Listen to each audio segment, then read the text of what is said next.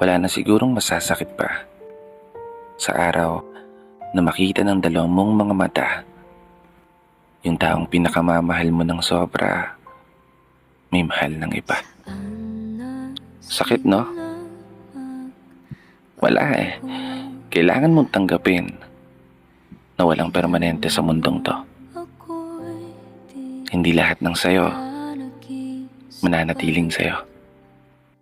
At hindi lahat ng gusto mo palaging gusto mo. Hindi lahat ng naisin mo ibibigay sa'yo. At ang pinakamasakit, hindi lahat kaya kang mahalin ng totoo. Alam mo, sabi nila, kapag dumating ka sa punto na hindi ka na nakakaramdam ng pagpapahalaga sa taong minamahal mo ng sobra, palayain mo na. Kapag dumating na kayo sa sitwasyon na hindi na niya kayang titigan ng iyong mga mata, palayain mo na. At kapag dumating na yung pagkakataon na hindi mo na maramdaman yung init ng pagmamahal, palayain mo na. Palayain mo na yung sarili mo.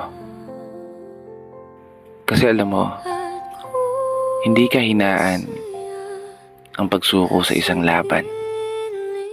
Lalo pat alam mo na wala ka na rin pinangahawakan. Hindi ka duwagan ang bitiwan ng isang tao na mahalaga sa'yo. Lalo pat alam mo na wala na rin patutunguhan. Oo, naunawaan kita. Tama ka rin naman. Paano mo nga ba papalayain yung isang tao na mahal mo pa?